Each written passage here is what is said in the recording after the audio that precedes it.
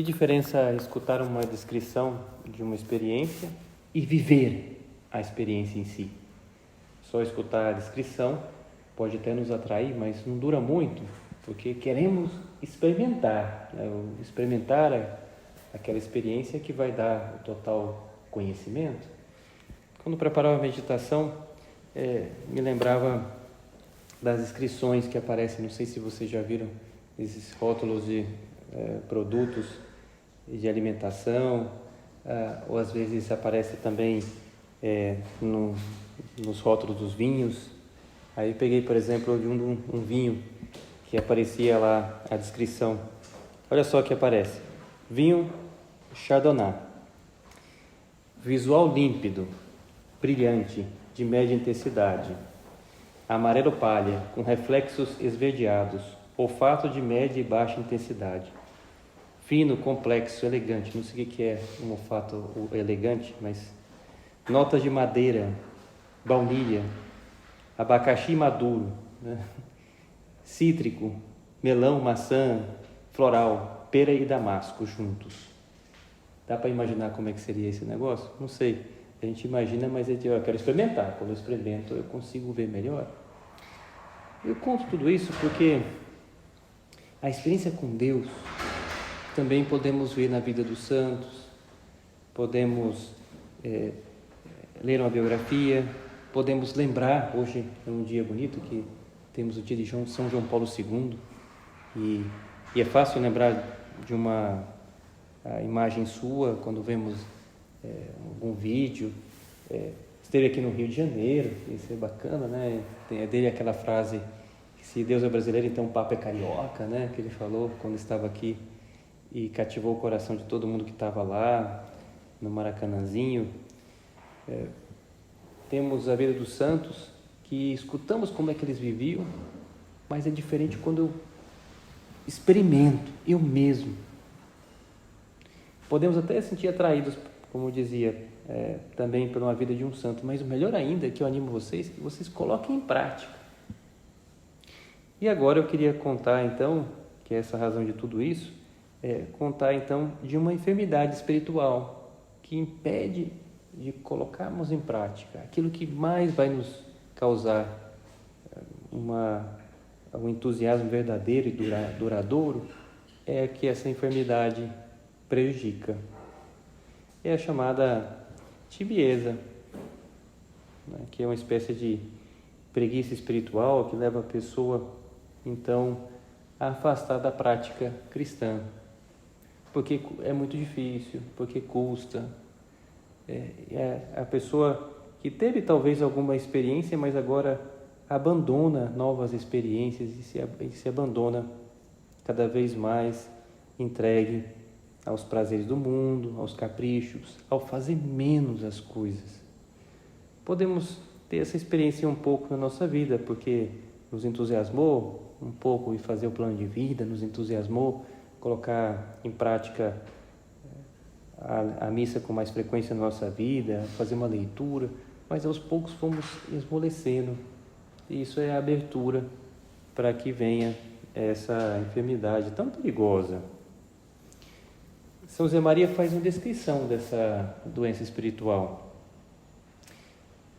És tíbio, se fazes preguiçosamente de má vontade as coisas que se referem a Deus. Se procuras com cálculo ou manha o modo de diminuir os teus deveres, se só pensas em ti, na tua comodidade, se as tuas conversas são ociosas e vãs, se não aborreces o pecado venial, se ages por motivos humanos. Vamos ver um pouco essa descrição que faz São José Maria para ver se, quem sabe, não encaixamos em alguma delas, que repito, é algo que pode nos acontecer. Se fala tíbio no sentido como de uma água morna, né? Tíbio é morno, aquela pessoa que não está totalmente entregue a Deus, no entusiasmo, não está quente no amor de Deus, não está, mas também não é que esteja numa frieza absoluta, está lá, meu vapor, mas às vezes esse meu vapor é pior dos mundos, porque não experimenta nem a alegria de uma entrega completa nem sequer a resistência que vem de um abandono completo. A pessoa que se abandona completamente ao pecado e tal, chega um momento que rapidamente vem uma resistência. Não, isso aqui que eu estou fazendo. Mas a pessoa que vai do modo tíbio, é aquela velha história, é como um sapo em água que vai se aquecendo cada vez mais. E não percebe, e a água vai se aquecendo, morreu. Né? Porque foi se acomodando àquela temperatura, chega um momento em que está quente demais e já morre. Perde a sensibilidade a uma tíbia. Então, és tíbio se fazes preguiçosamente e de má vontade as coisas que se referem ao Senhor, ou se referem a Deus. Isso acontece? Vamos fazer essa pergunta para nós, eu me incluo também, que eu já tive a experiência de ter um entusiasmo de fazer algo para Deus, mas agora eu faço de modo preguiçoso, má vontade, tem que fazer essa leitura, né? Vou deixar para mais tarde, né? A missa amanhã eu vou, é o dia de semana, embora eu tivesse propósito de ir algum dia de semana, deixo, né? Às vezes essa tibieza se esconde no ativismo, né? Que eu tenho que fazer coisas, eu estou ocupado, eu tenho uma prova do Enem, eu tenho essa tarefa agora que me pediram meus pais, e se eu não fizer, e vai pegar mal. E aí sempre temos uma desculpa e vamos fazendo menos. Dizes que não podes mais, será que não podes menos? Às vezes vamos fazer essa pergunta a São José Maria. Já estou fazendo o mínimo, né? E não percebo, porque fui caindo nessa tibieza. A Escritura nos dá alguns alertas sobre o perigo dessa tibieza. Eu gosto sempre de lembrar o que nos conta o Salmo 54. É um daqueles salmos do rei Davi, em que ele descreve o que aconteceu naqueles momentos tão duros na sua vida, quando encontrou a perseguição do seu próprio filho, Absalão. Dá a ideia desse salmo exatamente esse momento na vida do rei Davi, que encontrou então o Absalão perseguindo seu filho, perseguindo o próprio rei, para tomar conta do reinado no lugar do pai. E nesse salmo diz, se o inimigo viesse, né, se o inimigo me ofendesse, eu compreenderia. E é natural, você ver o que você espera do inimigo, que aquele inimigo te ofenda. Se o meu inimigo viesse, eu compreenderia. Mas eras tu, meu amigo, eras tu, né, a quem tínhamos doces colóquios. Eras tu, ou seja, aquele que eu esperava mais proximidade é aquele que me ofende, né? Então, se o inimigo me ofendesse, eu já experimento algo conhecido, já sei que o inimigo viria a ofensa, mas aquele que eu esperava proximidade, no caso do rei Davi era o próprio filho, eras tu que me ofendes, a quem tínhamos doces colóquios, né? Assim conta o rei Davi.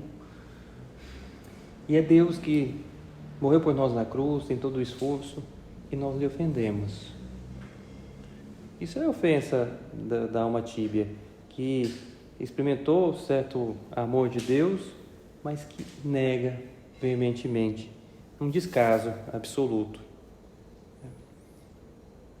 Outra passagem conhecida, ao falar da tibieza, é aquelas famosas cartas que conta lá no começo do livro do Apocalipse, as várias igrejas. E tem exatamente a carta à igreja de Laodiceia. A imagem dessas cartas que aparece lá no Apocalipse são imagens.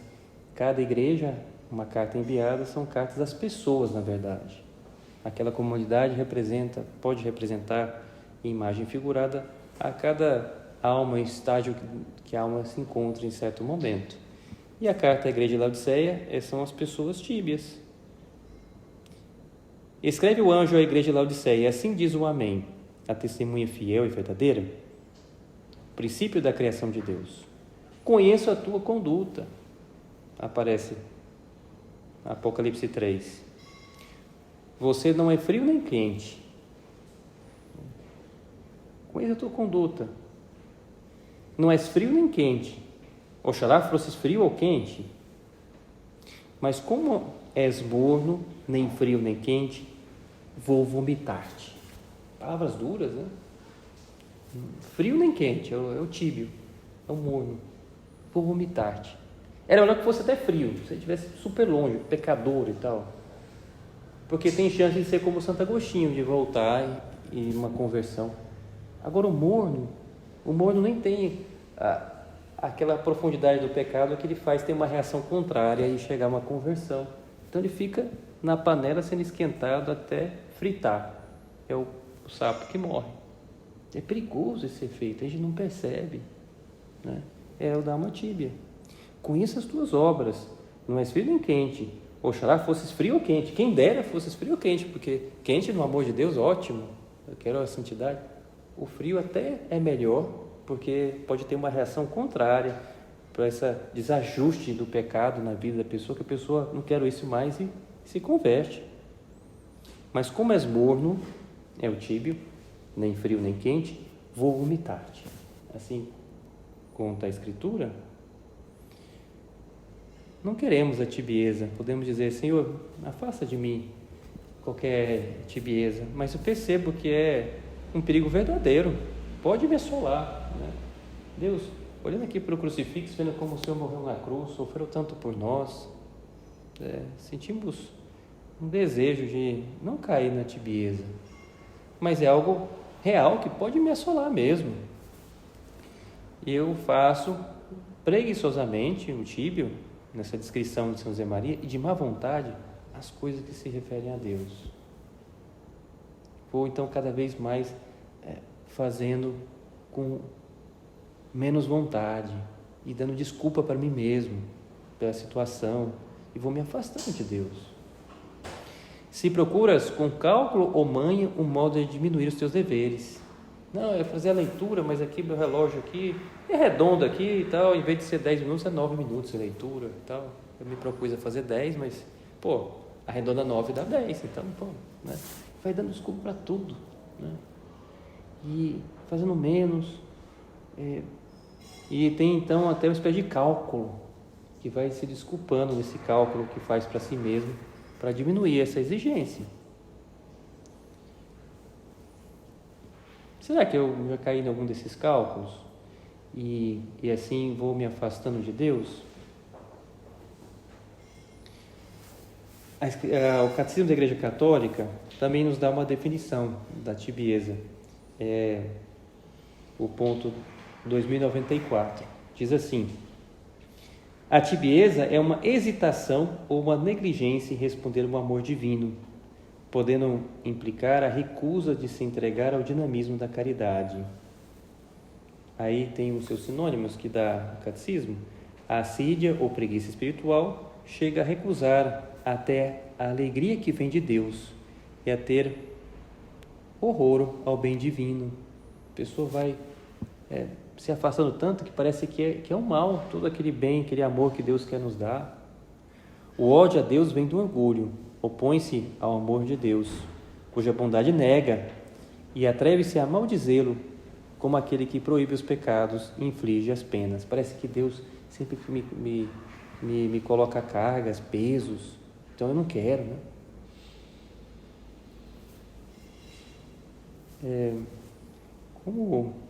Como que eu percebo isso? É necessário meditar, como estamos fazendo agora, de tempos em tempos, para ver se temos algum sintoma. E assim podemos tirar quanto antes esse câncer tão silencioso, que se eu não faço os exames, não percebo, ele me mata, e eu nem percebo. Então, essa meditação é só para nos alertar, para ver, será que não tem esse câncer? E assim já vou poder fazer então a cura para impedir que ele cresça muito na minha vida? Se procuras com cálculo ou manho o modo de diminuir os teus deveres, voltamos àquela definição que estamos comentando. Se só pensas em ti, na tua comodidade, o tíbio vai pensando só naquilo que é mais cômodo para si, vai fechando num egoísmo muito grande. E aí, não, isso aqui vai dar trabalho, então, né? Ou não, isso aqui, para Deus, agora eu não tenho tempo.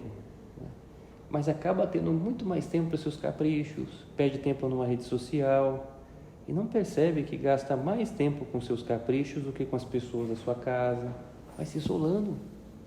Os amigos também vai deixando, porque é o seu capricho.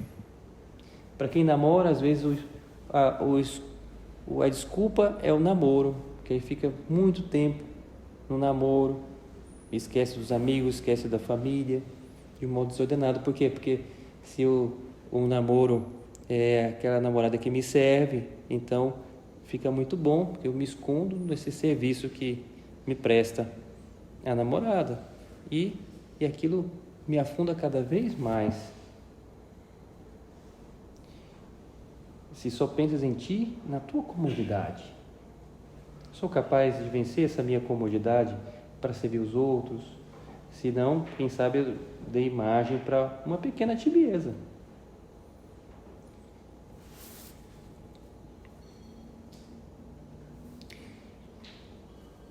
Se as tuas conversas são ociosas e vãs, e aí começa a ser cada vez mais frívola a conversa de uma alma tíbia. Em vez de ter os ideais elevados, uma preocupação com a salvação das almas, eu estou preocupado com esse meu tio que está doente e ele não se confessou. A minha preocupação é com as coisas mais elevadas, eu fico nas coisas rasteiras, baixas, né? É que eu não consegui o melhor lugar no show que eu queria ir. Eu já vou no show, mas eu estou ainda uma depressão profunda, porque eu não consegui uma fila na frente daquele show. A gente olha assim, eu já vou ao show, já vou com meus amigos, vai ser super bom, mas a depressão é porque eu não estou na cadeira da frente, é uma para trás. Então, se a gente olha objetivamente, parece uma besteira, mas começa a ser uma coisa preocupada, uma preocupação desordenada, uma situação de uma preocupação sem sentido, né? É que não está a comida do jeito que eu gosto, né? E aí vem uma depressão porque não está daquele modo que eu queria.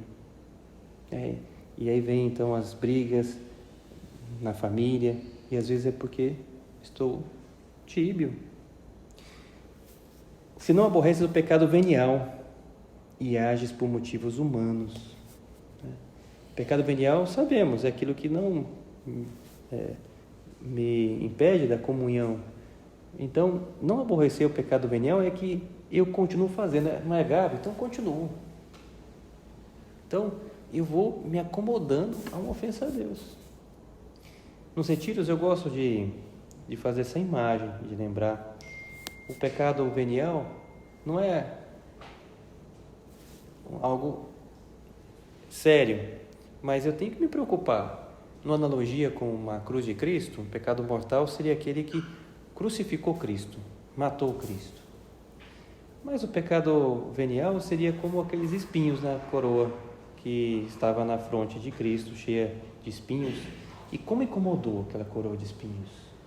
E encheu a fronte de Cristo de sangue, e mesmo sendo a causa da morte, vai colocar um monte de espinho na cabeça. Um negócio aqui super dolorido, né?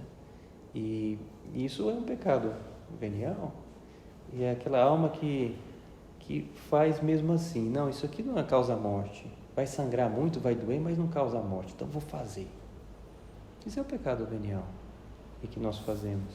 E a alma tíbia não se aborrece pelo pecado venial e começa a agir por motivos humanos, não por motivos sobrenaturais. O impulso de fazer as coisas é mais por um motivo humano, para uma glória humana, para conseguir um reconhecimento humano, e não o sobrenatural.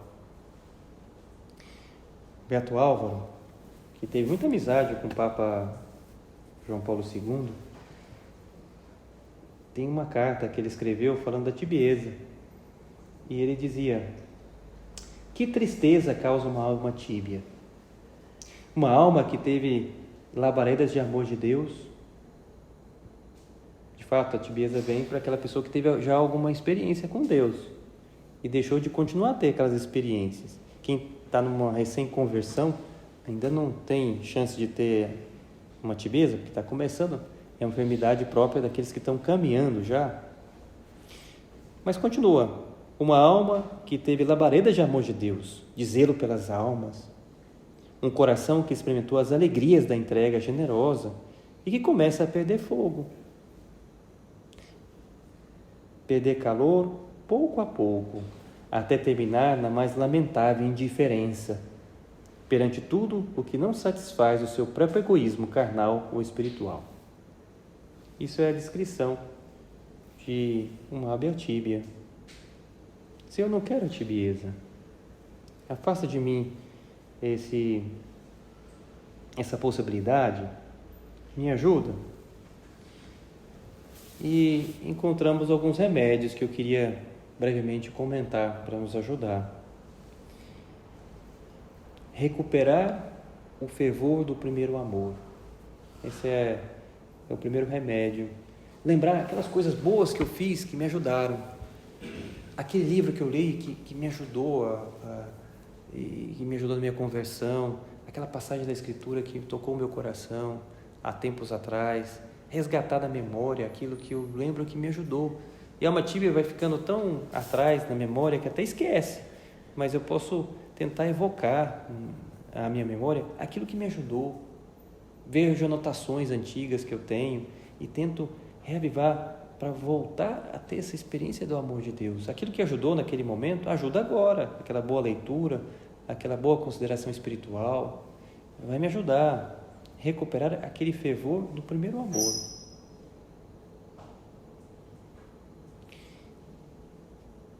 Naquelas cartas das igrejas do Apocalipse, há uma das cartas da igreja de Éfeso que dá a cura para nós, porque diz assim: ao anjo da igreja de Éfeso escreve: eis que diz aquele que segura as 7 estrelas na sua mão direita, aquele que anda pelo meio dos 7 candelabros de ouro, imagens do Apocalipse que é típica desse livro. Conheça as tuas obras, teu trabalho, a tua paciência. Não pode suportar os maus. Puseste à prova os que dizem apóstolos e não são, e achaste mentirosos. Tens perseverança, está elogiando o de Éfeso. Sofreste pelo meu nome e não desanimaste. Mas tenho contra ti que arrefeceste o teu primeiro amor. Ou seja, diminuíste teu primeiro amor. Lembra-te, pois, de onde caíste. Arrepende-te. Retorna às tuas primeiras obras. É isso que está convidando a igreja de Éfeso e convida aquela pessoa que quer sair da tibieza. Lembra-te, pois, de onde caíste. Arrepende-te. Retorna às primeiras obras.